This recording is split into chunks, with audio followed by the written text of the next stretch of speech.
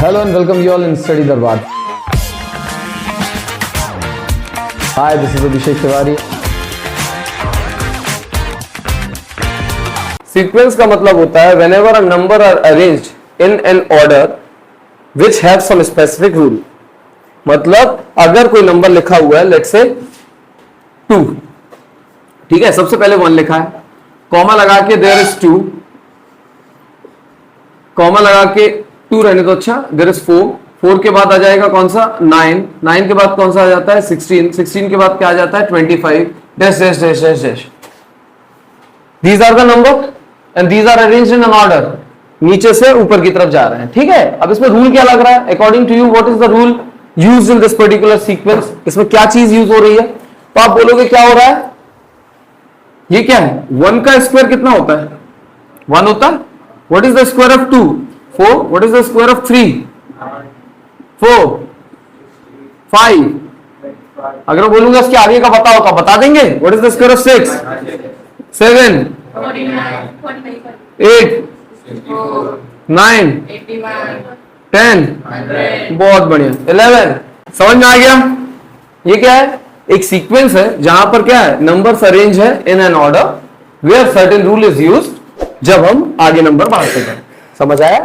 जैसे एक और देख लेते हैं 2, 2 के बाद लिखा हुआ है 8, 8 के बाद 32, 32 के बाद 128. Can anyone guess what will be the next term. What is the rule used here. 4 4 into करते जाओ.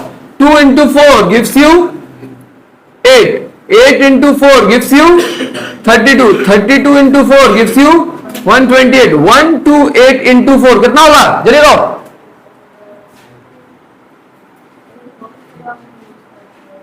512. समझ में आ रहा. तो नेक्स्ट टर्म क्या होगा इसके बाद 512. तो these are known as sequence. इनको हम क्या कहते हैं बच्चे, सीक्वेंस.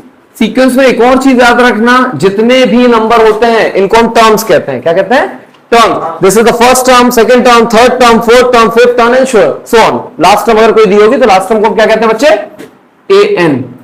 ठीक है, समझ आ रहा है. लास्ट टर्म या tn लो, t से याद रहेगा. अच्छा tn, ठीक है. These are known as sequence. अब आपको एक और शब्द आता है, what do you mean by series? Class 11th series को क्या कहते हैं. तो जब भी इन टर्म्स के बीच में हम प्लस का साइन लगा देते हैं, that particular sequence convert to the series. मतलब सीरीज एक सीक्वेंस ही होती है, बट टर्म्स के बीच में हम कौन सा साइन लगा देते हैं, प्लस का. Let's say this series converted into 1 + 4 + 9 + 16 + 25 up to 20th term आपको निकालना है. समझ आ रहा है. लेकिन क्या निकालना है, इनका सम निकालना है. ठीक है, तो इसे क्या कहा जाता है, सीरीज कहा जाता है. Now in class 11th what you have to study, आपको पढ़ना है एपी एंड जीपी. समझ में आ रहा है, AP and GP. So let's start with AP. AP is also sequence. Sequence में सीरीज में पढ़ रहे हैं, तो AP is nothing but a sequence. Simple तो ये है. लेकिन कैसी सीक्वेंस, मैंने क्या बोला, अलग अलग रूल्स यूज होते हैं. अभी हमने देखा स्क्वायर, हर नंबर का स्क्वायर करते थे, दैट बिकेम एन सीक्वेंस. अगर वहीं पे हमने क्या कर दिया, इंटू 4 कर दिया. पहले में रूल क्या था, स्क्वायर कर देना. सेकंड में रूल क्या है, इंटू 4. समझ आ रहा है. वैसे एपी हम किस सीक्वेंस को बोलते होंगे, किस, कौन सा, एपी. एपी का फुल फॉर्म सबको पता है. एपी का फुल फॉर्म होता है अर्थमेटिक प्रोग्रेशन. अर्थमेटिक प्रोग्रेशन का मतलब होता है अगर किसी सीक्वेंस में कॉन्जिक्यूटिव नंबर्स का, कॉन्जिक्यूटिव टर्म का डिफरेंस अगर सेम आता है तो इसे हम कहते हैं क्या, arithmetic progression. Now what is this consecutive term. Consecutive का मतलब क्या होता है, तो आपने बहुत सारे चैप्टर पढ़ चुके होंगे. कॉन्जिक्यूटिव का मतलब होता है जिनके बीच का डिफरेंस 1 होता है. मतलब अगर मैं 4th टर्म और 5th टर्म 1 का डिफरेंस, इनके बीच का अगर डिफरेंस निकालता हूं टर्म का, तो I should get the same number या सेम डिफरेंस जो 5 और 6 का होगा, जो 6 और 7 का होगा, जो 7 और 8 का होगा. जैसे I have a sequence 2 4 6 8 10 dash dash dash. This is known as the first term which is represented by A1.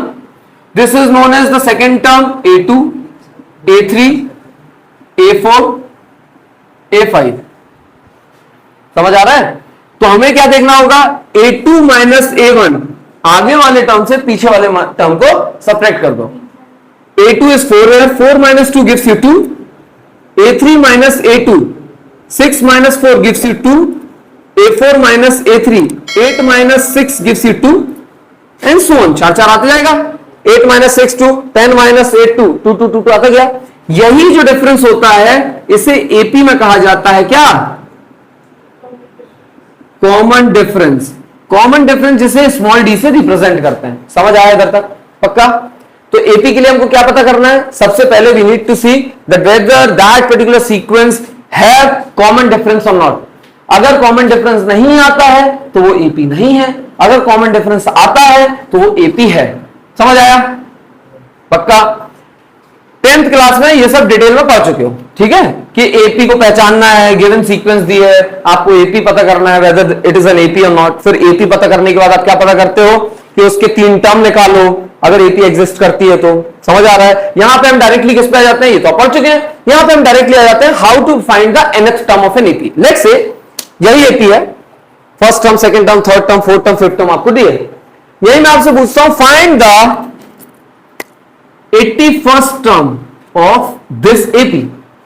तो इसके लिए एक फॉर्मूला बचपन में पढ़ा है, 10th क्लास में पढ़े हो ना? फॉर्मूला क्या था?